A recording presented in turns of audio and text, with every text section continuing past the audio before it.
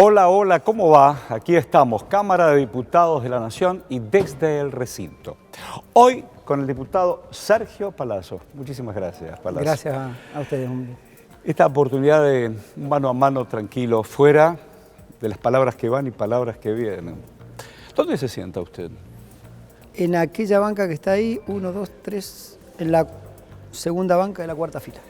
¿Y cómo es eso de ser diputado? Usted es un hombre con una importante representación de compañeros, de compañeras, y aquí con una representación nacional. ¿Qué tema ese también, no? Sí, la verdad que lo hago con profundo orgullo, Claro. con muchísimas ganas, tratando de aprender, porque si bien uno tiene alguna experiencia dirigencial, lo es en otro ámbito, y acá es otro tipo de interrelación con los propios pares del bloque, con los otros bloques, pero lo hago con profunda alegría, con muchas ganas de aprender y por supuesto también trabajando bastante. ¿Qué cosa es esto de representar al otro, a la otra? Entender de qué se trata las cosas que nos pasan a todos, pero también el que tengo más lejos o más cerca. No es un tema menor ese. Es uno de los temas más hermosos que le puede pasar a alguien, que es poder brindar su conocimiento, su esfuerzo, para tratar de que el otro esté mejor. Para que el otro esté mejor, así de fácil y así profundo. Y también uno se pone a pensar, a veces yo lo hablo mucho con mis compañeros y compañeras jóvenes del sindicato en la bancaria, y siempre digo que a veces se mira al delegado de base, al que recién empieza, como alguien que es el que se come todas las trompadas al principio porque está aprendiendo. Y yo tengo otra mirada, creo que tiene que ser el cuadro político más formado del sindicato. Muy bien. No solo porque recepta el conflicto de primera mano, busca la resolución primaria antes de buscar un estamento superior, sino porque además tiene que tener un nivel de comprensión de la situación del otro. No es lo mismo dialogar con un compañero que está en una situación bien, familiarmente, económicamente, laboralmente, y quizás tenga determinado tipo de necesidades, que tener que atender a alguien que a lo mejor de su casa, si una compañera viene con violencia familiar, a lo mejor si es un compañero tiene un problema de salud, él o su familia. Entonces la formación de cuadros políticos tiene que ser siempre bien desde abajo y quizá lo más formado tiene que ser desde ahí. Bueno, me llevaste a una pregunta inevitable. ¿Quién te formó a vos? Tengo un gran amigo, compañero, que se llama Ventura Pérez, que fue precisamente en Mendoza secretario general del sindicato de prensa. Usted nació en Guaymallén. Guaymallén, Mendoza. Mendoza, mira, qué bueno. La tierra de Antonio Tormo, sí, claro, del cancionero cuyano. Sí, claro. Ese compañero, durante la dictadura militar, lo llevan detenido.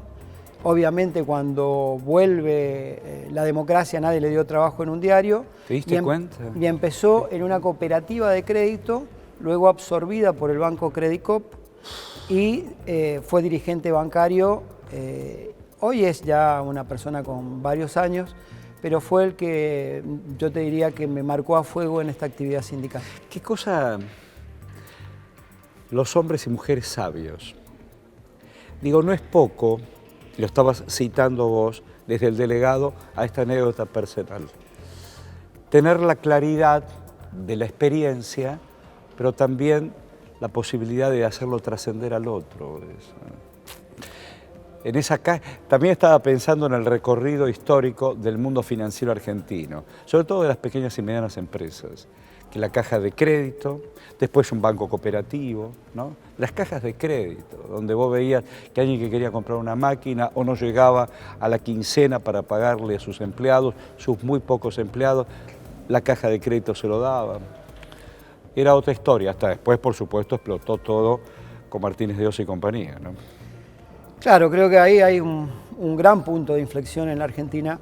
Tal cual. Que requirió del exterminio de la militancia a través de 30.000 compañeras y compañeros desaparecidos, exiliados, torturados, cesanteados, muchos otros cientos de miles de compañeros, porque en el fondo lo que se buscaba era implementar un plan económico que alejara a la Argentina de una posición de una justa distribución de la riqueza. Así es. Y la llevara, cual si fuera un embudo, a políticas del neoliberalismo que han fracasado en diversos países del mundo, pero que buscaban impulsarlas en la Argentina, casi como un efecto disciplinador de que los pueblos no pueden discutir por sí, sino que tiene que ser el capital el ordenador social, y el ordenador social es la democracia, la representación del pueblo y la justa distribución del ingreso. Vos sabés que a medida que vas hablando, vos nos estás viendo en todo el país. Cuando llegues a Capital Federal está el Banco Nación, frente a Plaza de Mayo. Lo digo con una profunda emoción porque entiendo, así como lo entiende el diputado Palazzo, en toda una calle, para Reconquista que están todas las baldosas de los nombres de hombres y mujeres que fueron secuestrados y hoy están desaparecidos precisamente por no entender la lógica de esa dictadura. Y están todos los nombres y están todas las baldosas por esa calle. Sí, lo está por una iniciativa propia de un área muy importante que tenía el banco, que se desarrolló mucho durante el gobierno de Cristina Fernández de Kirchner en la presidencia de la Nación. Ahí había una compañera, Graciela Navarro, que falleció durante el COVID, que impulsó una política de reconocimiento de los trabajadores del banco que habían sido desaparecidos durante la dictadura. Tal cual. Y nosotros como sindicato, el día que nos visites, para lo cual aprovecho para invitarte, el ingreso a la asociación bancaria, abrís la puerta y te encontrás con las placas reconociendo el nombre de los 185 bancarios desaparecidos y con un mural de reconocimiento a esos compañeros y a esas compañeras, en el cual nos ayudó como jurado para elegir el mural, entre otros, Adolfo Pérez Esquivel. Ah, mira, yo digo, las bisagras de la historia argentina, las más próximas, y donde el trabajador bancario puso la cara y puso el cuerpo, y las trabajadoras pusieron también lo propio. Una crisis como la del 2001, que los depósitos se guardaban, por eso no fue una decisión de los trabajadores. Los dueños de la plata decidieron hacer acá y afuera. Y el trabajador estaba ahí atrás, estaba detrás del mostrador, y se la bancó, como también argentino que vivió esa circunstancia. Y después pensaba en época de pandemia, donde también puso el cuerpo. Estaba pensando en ese espacio de ciudadanos. Sí, claro. Para nosotros el 2001 no solo fue traumático por la cantidad de puestos de trabajo que se pierden a partir de la caída del sistema financiero. Así es. Sino también porque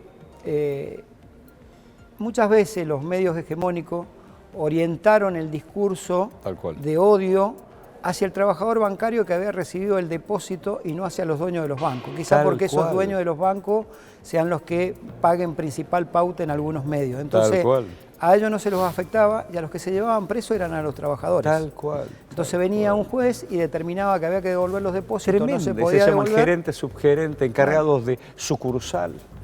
Nosotros tuvimos un caso en la provincia de Mendoza, yo era secretario general en aquel entonces, fue el primer caso que se gana judicialmente de un trabajador que le pedían que sacaran del tesoro cuando venían los oficios para retirar plata y que con un maletín se fuera a dar vuelta a la plaza para que no se llevaran esos dólares. Ese compañero terminó con trastornos serios de salud, psíquicos, e inició una demanda que fue muy importante.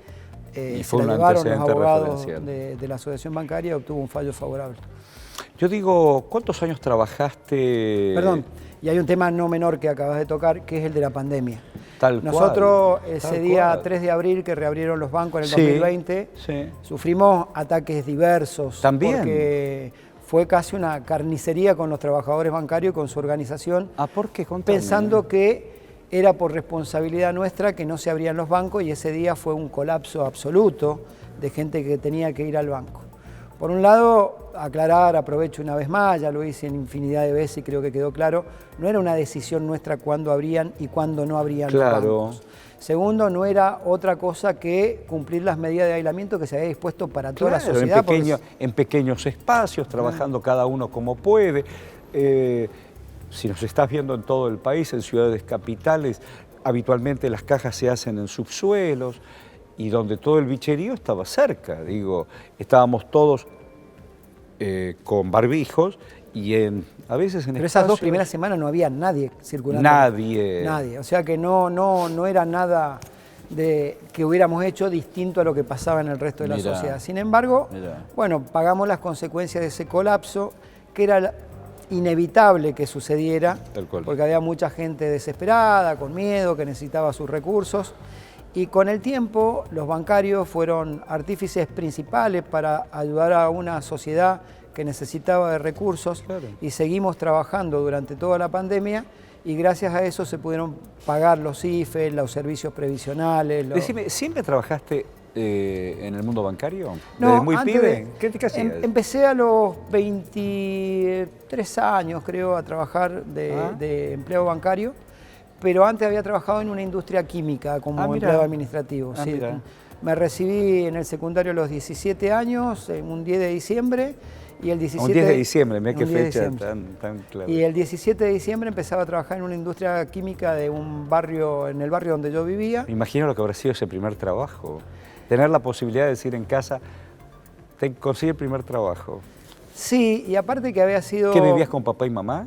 Sí, en ese momento sí, y resulta que salió un aviso en el diario, como era en aquellas épocas Tal cuando se cual. buscaban los clasificados. Sí, claro. Busqué, pedí una entrevista, me tomaron un examen de aptitud y bueno, a la semana me avisaron que podía empezar a trabajar y ahí trabajé hasta que ingresé en el Banco Mendoza. Inimaginable que en el recorrido de tu vida ibas buscando tu propio lugar, ¿no? ¿Qué sueños tenías Mirá, en aquella cuando época? ingreso en el banco, siempre milité, desde los 18 años. Siempre. Desde los 18 Siempre años. Sí, 17, pediste por el otro, reclamaste por el 17, otro. 18 años, me inicio en la militancia del alfonsinismo en el 83. Claramente, al día de hoy me sigue seduciendo la palabra de Alfonsín. Yo ayer puse al aire el preámbulo y como lo decía, estamos en días donde los 40 años de haber votado aquella vez, digo, y vos escuchás ese preámbulo. Es la mejor plataforma política de cualquier partido Sí. para impulsarla. Bueno, de ahí... Y te sedujo Alfonsín. Claro, por supuesto, por supuesto. Y después luego ingresé en el Banco Mendoza y desde los 6 meses que había ingresado fui delegado de la tesorería, que era ¿A el sector 6 más- meses? a los 6 meses. Y siempre pensé en llegar a esto. No me digas. Recuerdo que trabajaba en el tesoro del banco y en los ratos libres siempre estaba estudiando, leyendo algo y era delegado. Y pasaba el jefe que yo tenía, el jefe de la bóveda del tesoro, y me decía que qué estaba leyendo. Y le decía la ley de contrato de trabajo, el convenio bancario. Y me decía, ¿y para qué? Y le decía, porque algún día voy a ser secretario general del gremio. Y él pensaba en Mendoza y me decía, sí, puede ser, sos joven. Le decía, no, pero de la bancaria nacional, le decía. Bueno, el tiempo me puso en este lugar y Digo, qué orgulloso cosa de que eso. esté escrito los derechos del trabajador. Por eso uno cuando ve la década del 90, donde se rifaron, primero, puestos de trabajo de miles de personas, la capacidad de generar trabajo también, y defenderlos, porque la letra escrita está, el derecho está. El convenio colectivo, que pasa a ser ley cuando uno lo firma, o los derechos que se incorporan al convenio colectivo, no son otra cosa que las expresiones de deseo volcadas en derechos, porque si no, solamente son Qué expresiones bueno lo de que deseo. estás diciendo. Qué bueno. Entonces es absolutamente necesario que cuando uno alcanza un derecho quede consagrado dentro del convenio colectivo de trabajo. Y si fuera en papel de lija, mejor, cosa que nadie pueda hacer nada indebido con esa letra del Muy convenio. bien, buen gráfico. Y yo digo, ¿qué dice el derecho? ¿Qué dice el derecho? Bueno, Derecho colectivo. Es un derecho, primero no es un derecho individual, es un derecho colectivo. primero tiene esa gran virtud que alcanza lo colectivo, con lo cual uno aventa la posibilidad de ingresar en ese discurso de meritocracia o no, Claro. porque es el conjunto de los trabajadores que reciben un derecho a partir de la lucha del conjunto de los trabajadores. Tal cual, tal cual. Lo segundo es que hay un derecho colectivo por encima de los convenios y de la propia ley de contrato de trabajo que tenemos los argentinos, que es el 14 bis de la Constitución, que surge de la Constituyente del 57, que tiene el pecado original de la proscripción del peronismo, pero que consagra los derechos que venían de la constituyente social del peronismo. Qué loco eso. Y que ese pecado original es subsanado en la constituyente del 94 cuando se vuelve a votar por unanimidad. Y sin embargo, el artículo 14 bis de la Constitución, en su parte específica de participación en la ganancia y participación en la conducción y administración de los sistemas de producción, no está regulado en la Argentina. Han pasado infinidad de gobiernos. No está regulado. No está regulado. Entonces uno dice, ¿y si lo que no se hubiera regulado fuera el derecho de propiedad? Sería el gran discurso de la inseguridad jurídica, pero cuando esto afecta a los trabajadores, pareciera ser que no afecta a la seguridad jurídica. Si cuidamos del capital, el hombre... Claro, la distinta vara con las que se miden las cosas en este país. Si se trata del derecho de propiedad, cuidamos al capital. Si se trata del derecho de los trabajadores, puede esperar o ignorarse. Digo, vos tenés la oportunidad de representar no solamente a millones de personas, sí, o a miles de personas, sino también vas a encuentros con pares. ¿Qué pasa con los derechos del trabajador, sobre todo en el gremio del mundo de las finanzas, en otros países? ¿Se respeta, no se respeta? ¿Son más flexibles? ¿Son más estrictos? ¿Cómo son? Bueno, en principio el modelo sindical argentino, tantas veces cuestionado por la derecha, es un modelo sindical único. Único. Único, para mí único y el mejor de todos porque condensa la representación gremial, que es lo criticable por el neoliberalismo, en una sola organización. A veces yo discrepo hasta con el concepto de libertad sindical que expresa la OIT cuando abre la posibilidad de que haya distintos sindicatos y más por empresa, porque eso atomiza la lucha del trabajador. Claro. Entonces, en esa atomización, el capital siempre prevalece. Si nosotros tenemos unificado el sistema de representación, lo más probable, no sé si estaremos en un pie de igualdad, pero discutimos desde otro lugar.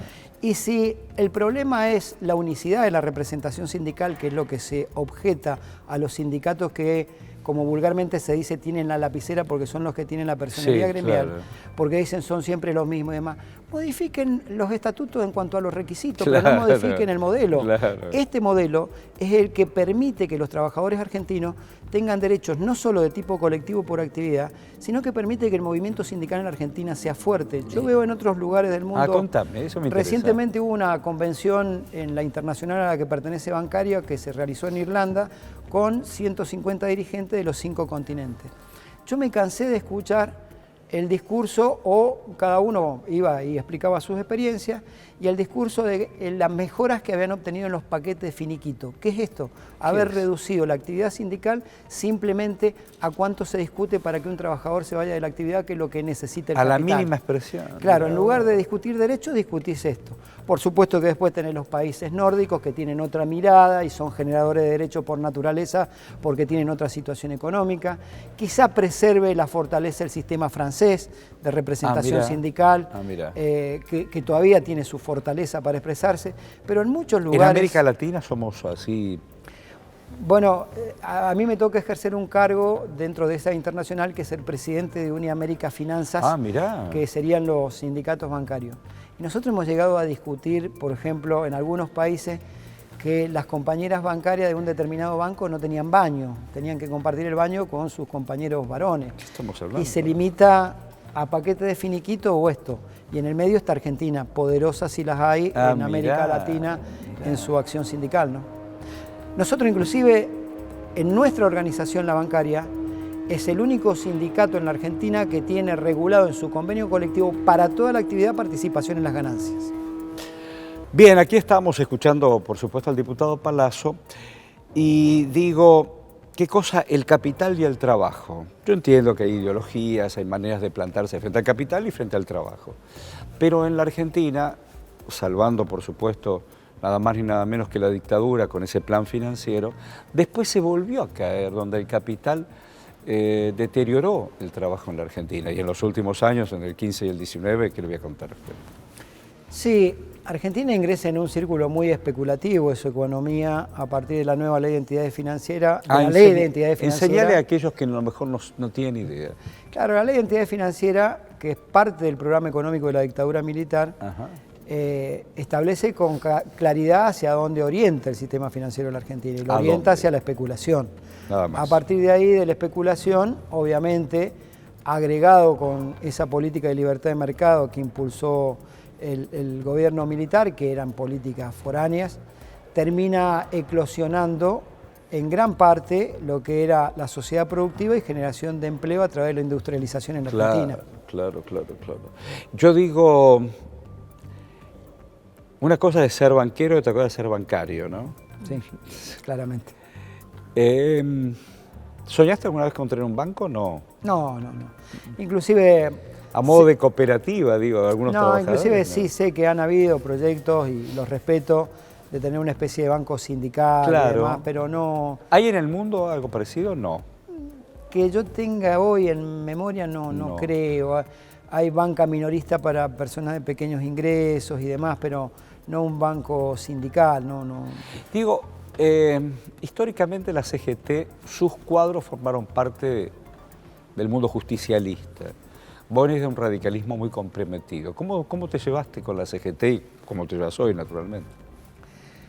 ¿Cómo fue que un radical? Mi relación actual tiene el respeto institucional que tengo por la CGT y que me tienen a mí como secretario general de una organización importante. Secretario general. Nunca he sentido discriminación por mi condición de radical, de mis orígenes radicales. Por ahí sí creo que nosotros, y me incluyo como movimiento obrero, tenemos una fuerte deuda con los compañeros y compañeras trabajadores, porque desde el advenimiento de la democracia, 40 años que hablábamos recién, que se cumplen, nosotros no hemos podido formalizar y defender un programa desde la CGT.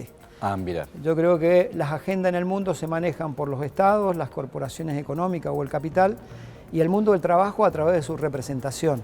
Y el mundo del trabajo a través de su representación no ha elaborado un programa que exprese con claridad qué quiere el movimiento obrero respecto a educación, a justicia, a vivienda. Quizá han habido ensayos importantes, Huerta Grande, La Falda, los 26 puntos de Baldini. Mira, es cierto, Huerta Grande. Pero quizá ha faltado el pujar fuertemente para concretar esos proyectos. ¿Cómo se llamaba aquel ministro de Trabajo que era radical? Ideler Tonelli, estuvo en el gobierno de Alfonsín. Ideler es el padre del que hoy es diputado. No sé la relación que tienen, pero Tonelli fue uno de los ministros radicales. Y en ese momento, viniendo de un momento tan difícil, bueno, Casella también. Bueno, Juan Manuel Casella, hombre también de Avellaneda. Bueno, pero el radicalismo también tiene en su historial a un dirigente sindical de la talla de Crisólogo Larralde, que es el autor ideológico del 14 bis de la Constitución. Por eso te reafirmás tanto. Digo, algunos hablan de que estamos en un mundo sin ideología, desideologizados, pero hay columnas imposibles de olvidar.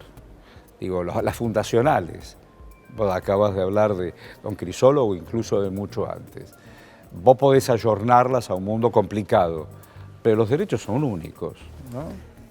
Sí, yo no creo que sea un mundo sin ideologías. Creo que se han consolidado en dos grandes bloques las ideologías, en donde no alcanza solamente con un partido político, sino que se requiere de un espacio más plural y amplio para poder obtener un triunfo electoral primero y gobernar luego. Bueno, mirá lo de Lula. Hay un espacio en donde ha quedado claramente definido un programa neoliberal de derecha y sectores que provienen del progresismo en sus distintas vertientes. Tal cual. Hay un ensayo muy bueno de una escritora, una filósofa estadounidense que se llama Wendy Brown, que se llama El pueblo sin atributos, y como un subtítulo, la secreta revolución del neoliberalismo, donde explica cómo se fue corriendo hacia la derecha, lo que era centro derecha y liberal, y termina en la derecha y neoliberal, y cómo los partidos progresistas, el estado de bienestar europeo, si se quiere acá la justa distribución del ingreso, se tuvo que correr también un poco hacia el centro ante la diversidad de opinión que tiene este espacio, para poder alcanzar metas electorales y luego de gobierno. Es muy interesante el desarrollo que hace. Él es el diputado Palazzo. Hacemos una breve pausa y ya venimos, desde el recinto. Dale.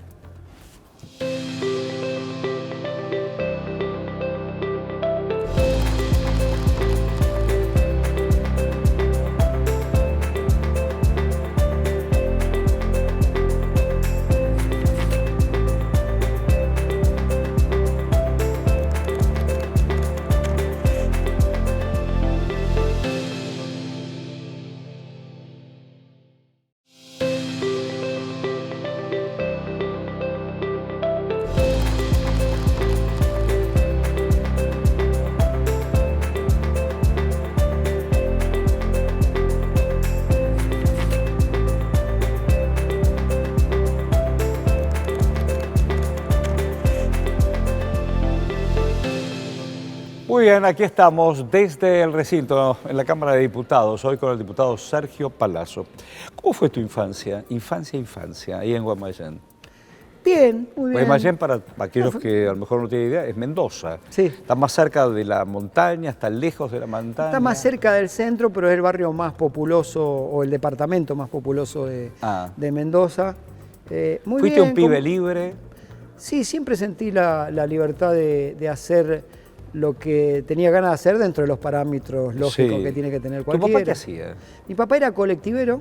Ah, mirá. Y fue delegado de su línea de colectivo y fue cesanteado cuando se fusionaron las líneas de colectivo en la que trabajaba. Alguien te tenía que... Y mi mamá fue trabajadora trabajadora de domicilio, de casas. Así que... Es decir, dos trabajadores, esencialmente trabajadores. Sí. Es decir, que entendiste... Escuela pública y rural, donde estudié. Escuela pública y rural. Sí, estudié en una escuela rural, en la primaria y en el secundario en un colegio nacional.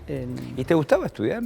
Sí, siempre. Siempre me gustó leer, no tengo un título profesional, pero siempre me gustó mucho. ¿Y qué te quedó leer. de toda esa infancia, además de recuerdos inolvidables?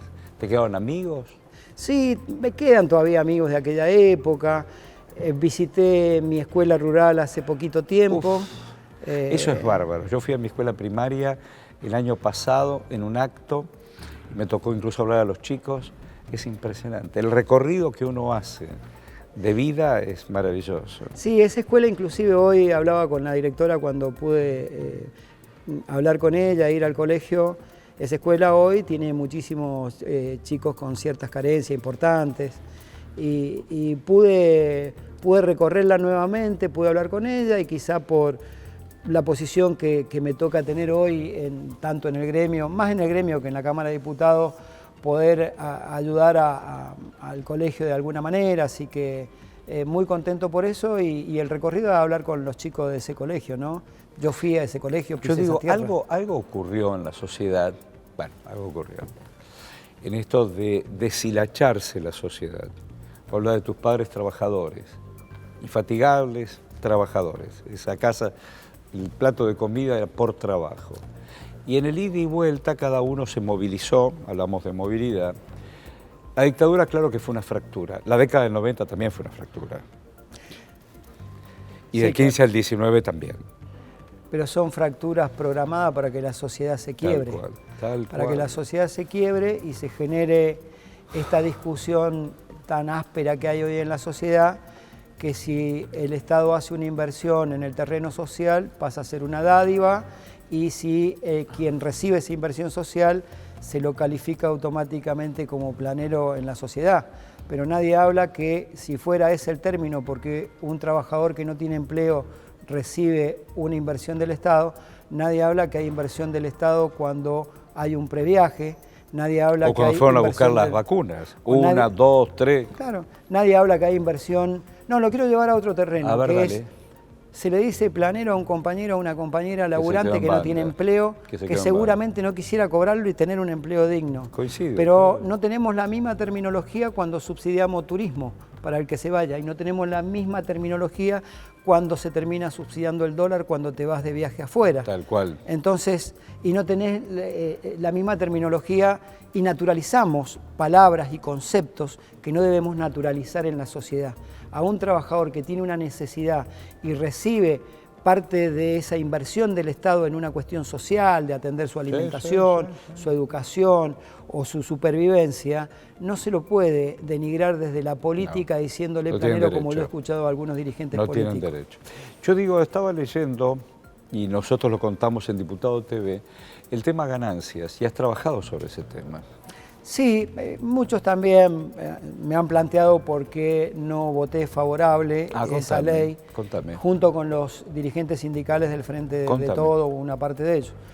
¿Es el mismo panorama a modo de espejo que el tema judicial?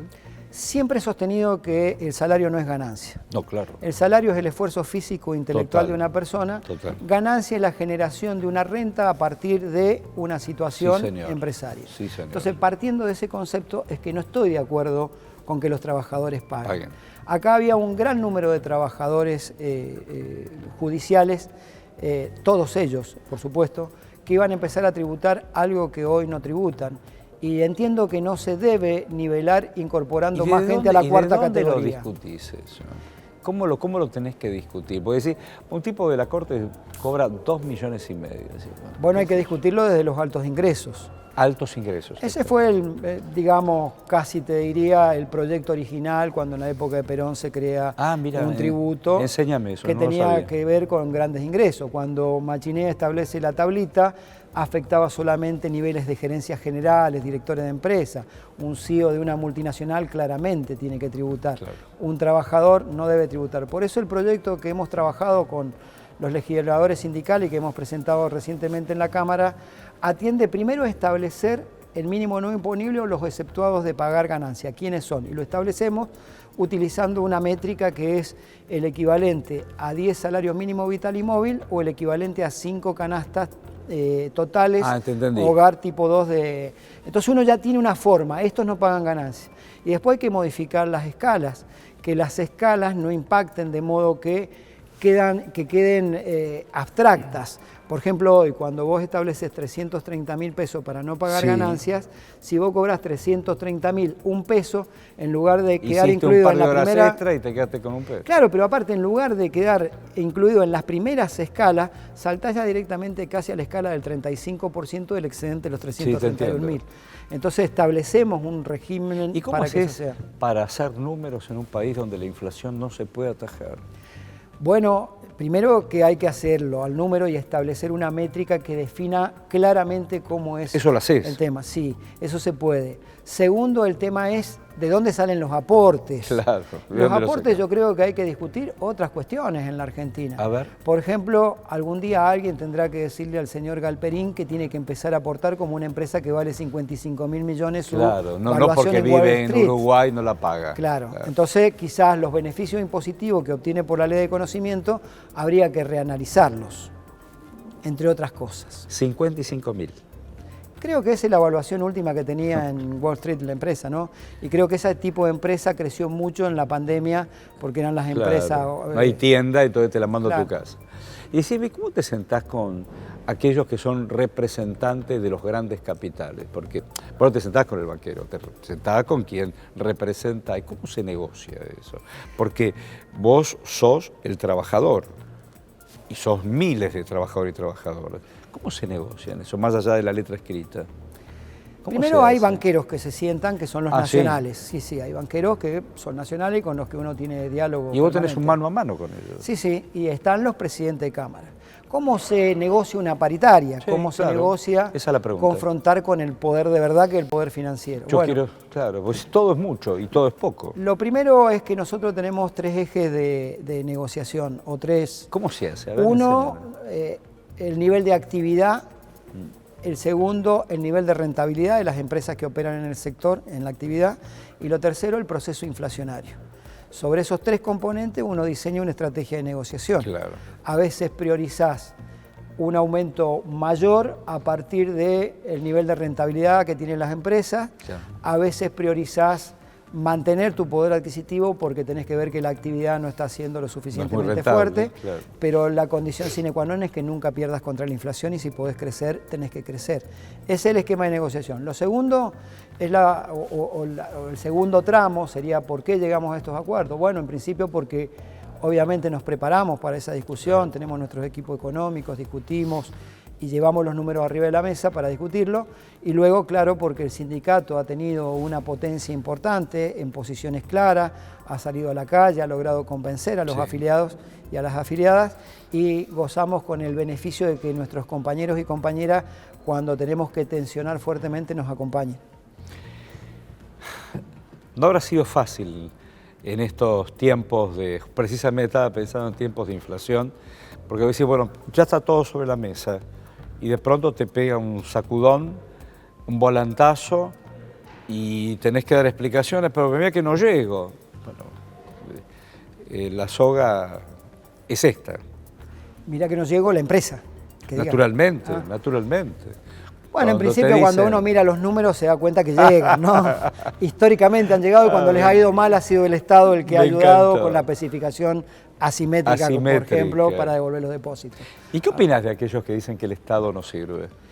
que están absolutamente equivocados. Viste, el otro día Macri, y no por casualidad, y no fue gratuita, antes de la sesión de ustedes del presupuesto, presentó su libro y después se reunió con su mesa chica para bajar línea naturalmente. No quiere más Estado y si ya de por sí la mitad de la Argentina está en banda, ¿qué pasará con el resto?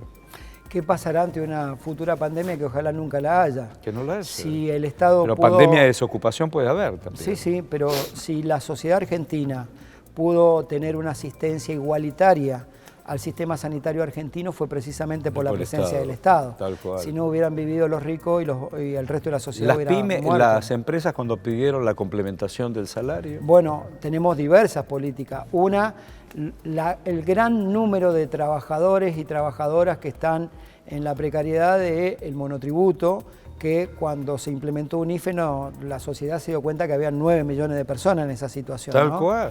Y por último también, las empresas que suelen tener una mirada crítica del gobierno y de lo que ellos denominan asistencialismo o prebenda, sí, fueron las primeras que fueron a pedir que no se pagaran cargas sociales durante ese proceso y a recibir una contraparte de lo que significó el pago del salario.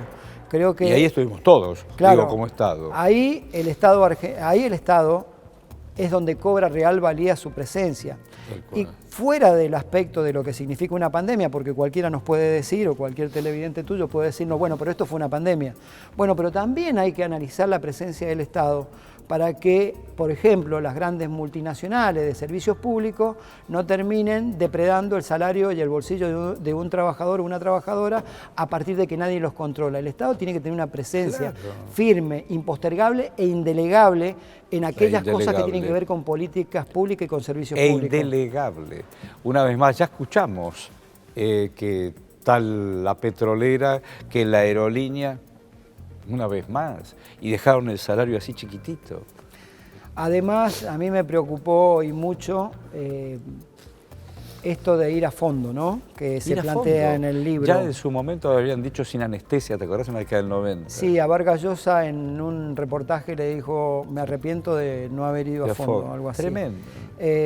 Me preocupa que en el ir a fondo, en una nota, en un canal muy afín al expresidente Macri, ante la pregunta de un periodista respecto a que si estaba dispuesto a soportar que inclusive podían haber muertos por un ajuste de esa envergadura, dijera que hay que soportar esa situación. Yo creo, o algo parecido dijo. Es tremendo. Ningún argentino merece morir, y mucho menos porque exprese sus ideas contrarias a la de un gobierno. Bolsonaro lo hizo. Bolsonaro no vacunó y murieron miles. Bolsonaro bajó el salario y no le importó nada. Se cargó los árboles de la Amazonia y no le importa nada. Así que a mí me parece preocupante esa mirada tan radicalizada que tienen de avanzar con lo que ellos denominan transformaciones, que son profundos y tremendos ajustes sobre la sociedad. Transformaciones con ajuste. ¿Cuándo sentiste que era tu momento para ser diputado? ¿Cuándo tomaste la decisión, más allá de que te hayan propuesto?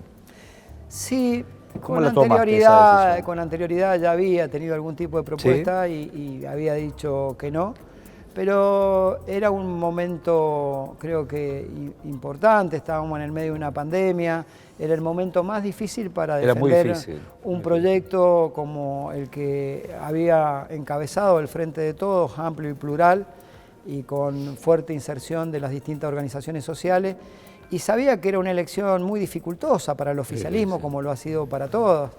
De 11 oficialismos, 10 perdieron, creo que hay una estadística últimamente. Y había que poner el cuerpo, si algo que uno, o por lo menos a mí me ha caracterizado, es que cuando hubo que poner el cuerpo, se pone el cuerpo, ¿no? Cuando uno es militante, aún a riesgo de perder, y a veces hasta de perder el capital político que uno acumula o el prestigio, poco, mucho. ¿Y sentiste que amortizaste capital? Siento que hice lo que tenía que hacer, no mido en términos de egoísmo personal. No lo especulaste. No, nunca hago ese tipo de especulación. ¿Tu relación con Alberto es buena? ¿Con Cristina también? Sí, con Alberto es buena, lo conozco hace tiempo. Con Cristina siempre digo que soy subjetivo porque aparte tengo afecto personal, igual que con Alberto, pero con Cristina tengo un afecto personal. Ella nos ayudó muchísimo a nosotros a resolver un problema muy grave que teníamos, que era que teníamos nuestra obra social al borde de la quiebra y se formalizó con ella, tenía en aquel entonces intervención, nuestro abogado era Héctor Recalde, intervino mucho Guado de Pedro y nosotros logramos un acuerdo mediante el cual hubo un aporte que tenían que hacer los bancos, no el Estado ni los trabajadores, sino los bancos para coadyuvar a mejorar la situación y le tengo un gran reconocimiento y agradecimiento. Además, con ella, en su gobierno se firma participación en las ganancias de los trabajadores del sistema financiero, ni más ni menos. Nada más ni nada menos. ¿Y con Massa cómo te llevas? ¿Acá cómo te llevaste en la Cámara? Bien. No, con Massa tenemos una relación hace años. Siempre ha sido una relación cordial y buena. Es más, yo le anticipé cómo iba a ser mi votación, inclusive... Ah, ¿le dijiste? Sí, cómo iba a ser mi votación en el tema del presupuesto. De impuesto a las ganancias. Siempre he tenido una buena relación con él, sí. Decime una cosa... Y aparte, como ha dicho Andrés Larroque, agarró un fierro caliente y uno se lo tiene que reconocer. Qué cosa la Argentina, siempre al límite, ¿no? Siempre al límite. Por eso uno cuando piensa para nuestros hijos, nuestros nietos, qué sé yo, un poco más lejos, para no repetir errores. Te pueden decir a fondo, segundo tiempo, todo lo que vos quieras. Pero yo quiero también cuidar no solamente familias, sino a tantos conciudadanos y conciudadanas. Otra vez repetir los mismos errores. Estamos cumpliendo 40 años de democracia. Pero ¿por qué siempre desde el neoliberalismo, la derecha, el ir a fondo significa quitar derechos o ajustes? Claro. ¿Por qué no van a fondo? Seguir privilegiando a los mismos. ¿Por qué no van a fondo mirando el aspecto social de los países en los que se referencian? ¿Por qué no van a fondo con todo el desarrollo de derechos sociales que tienen los países nórdicos? ¿Por qué no van a fondo con la reducción de la jornada de trabajo, por ejemplo, que se está impulsando en distintos países de Europa, inclusive el propio Chile lo tenía en esta fallida constituyente que se votó, lo tenía como principio? Es decir, ¿por qué no se miran en las cosas sociales que los países Pero me crecen? quedé pensando en algo que recién dijiste, voy tomando nota con mi poca memoria, pero sí cuando dijiste que pudieron ganar los derechos en la coparticipación de las ganancias de los bancos. Sí. Es un tema enorme, es un tema enorme. Porque además hay empresas que tienen, algunas de neumáticos, que tienen participación en las ganancias y se lo pagan a los trabajadores. Otras intentan con un bono compartir algo. Pero estar establecido dentro de un convenio colectivo. Es enorme, me estaba pensando, lo estaba escribiendo en mi cabeza. Sí, y es el único sindicato que lo tiene en su convención colectiva para todos los trabajadores. Y mucho tuvo que ver en eso Axel Kicillof. Ah, mirá. En ese momento estaba Emanuel Álvarez Agis como segundo de él. Como vice. Y mucho tuvo que ver Carlos Heller como vicepresidente de ABAPRA. Nosotros teníamos una gran discusión en ese momento. Ah, mirá. Que era el impuesto a las ganancias y su impacto sobre los salarios de los bancarios. Mirá, más actual imposible. Y Carlos Heller, en una reunión que tenemos, plantea y dice, ¿y por qué no salimos por arriba si los bancos estamos ganando bien? Y ahí empezamos una negociación sobre la base de participación en las ganancias. Y por supuesto que tuvo el acuerdo político de la presidenta de ese momento, que era Cristina, y avanzamos en esa propuesta, que determina tomar como referencia el ROE de rentabilidad que tienen los bancos, y a partir de ahí se estableció un número, que era un número fantasía y una escala de acuerdo a los segmentos salariales, y en función de eso se va cobrando. Si es de 0 a tanto por ciento no se cobra, si de tanto a tanto se cobra tanto, y pudimos establecerlo para todo el sistema. Te conoces de toda la vida, te conoces, pero digo, en esto de poder pensar junto a estrategias. Sí, además, claramente él proviene de una institución financiera que no es un banco tradicional, muy por el contrario, tiene una mirada social, un banco cooperativo, cooperativista, y que además como vicepresidente o los cargos que ha tenido en ABAPRA, siempre fue un facilitador de las negociaciones con el sindicato. Hincha de Boca. Y vos independiente. Tiene ese problema que es hincha de Boca. Y vos es independiente. Y ahí que te están viendo también en Mendoza. ¿Y de Mendoza qué equipo sos? De Atlético Argentino. Yo era el equipo del barrio donde vivía. ¿Y jugaste? Jugué en otro club que se llama Boca de Bermejo. jugué al fútbol, llegué a primera muy jovencito, a los 15 años. Muy bien. ¿Y por qué no seguiste jugando a la pelota? Porque tuve una lesión grande de hombro y no pude jugar a los vos. 17 años, 18 dejé de jugar. Día más, día menos se viene al Mundial. ¿Te importa eso? ¿Te interesa? ¿Te gusta? Sí, me gusta el fútbol. ¿Te gusta claramente. mucho? Me gusta mucho, me gusta analizar las estrategias de los ¿Ah, equipos. sí? ¿También? Sí. No, mira que querés ser delegado también de los jugadores. No. Ya tienen un Bueno, muy buen delegado que es Barchi. El otro día decían, bueno, Maradona, que uno ve internacionalmente que hay tanto muchacho lesionado que el club, esa empresa, sobre todo en Europa, los hacen jugar hasta el final. No importa si el cuerpo se lastima, ¿no? El fútbol está pasando un proceso similar a la economía en el mundo. Mirá, me interesante lo que decís. Hay una profunda concentración de la riqueza. Claro. Cuando mirás las ligas, es el Milan o el Inter, es el Paris Saint-Germain solamente, porque es el que más tiene, ahí tenés el el Real hombre Madrid y de Barcelona, Qatar. y cada vez los clubes ricos se hacen más ricos y el resto juega por otras cosas. Era que no tienen que previsible ver. eso.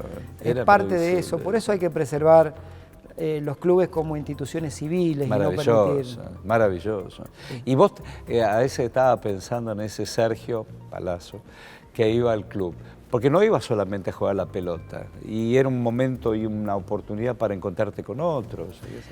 Mira, cuando uno va a jugar al fútbol, y más en un club de barrio, prepara su bolso. Sí. Yo te podría, qué sé yo, con una metáfora decirte que llenaba el bolso de ilusiones. Sí, claro. Y era la ilusión claro. de un pibe, qué sé yo, que ni siquiera clase media, nosotros venimos de una clase clase baja, trabajador, hablaba de tu laburante, padre y de tu madre, claro. sin carencia Pero no faltaba nada, pero trabajadores. Pero eran trabajadores, claro. Entonces vos en el bolso ponías ilusiones. Mira, si con esto salvo a los viejos. Claro, que ni siquiera eso, era la superación también, ¿no? Porque también sería una mirada como que uno hace en función... Era la superación de decir, se puede hacer esto,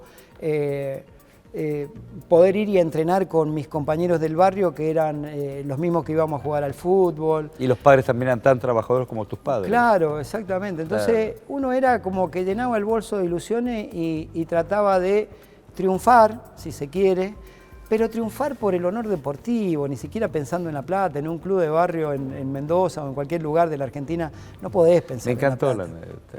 Y decime, cuando juraste, más allá del por qué juraste o dejaste de jurar, ¿qué Argentina soñaste? Porque una cosa es el momento o quien tenés que dar y decir, ¿cómo imaginás lo que viene en ese juramento? Con esa misma ilusión del bolso, ¿no? Yo juré por dos cosas cuando hice el juramento, me salí del protocolo. Me interesa, ¿no? me interesa. Acá hay un protocolo por las claro. distintas formas. Al protocolo, que fue por la patria, le agregué que juraba por los 30.000 compañeras y compañeros desaparecidos y que juraba por los mártires y las luchas del movimiento obrero. A partir de ahí es que no cuenten conmigo por leyes que vayan en detrimento ni de los derechos humanos ni de los trabajadores. Muy bien, muchísimas gracias, Sergio. Bueno, hoy fue el diputado Palazzo, repasando la Argentina que nos importa a todas y a todos. Una Argentina dinámica. Te espero desde el recinto, Cámara de Diputados de la Nación, por Diputado TV. Hasta la próxima, gracias.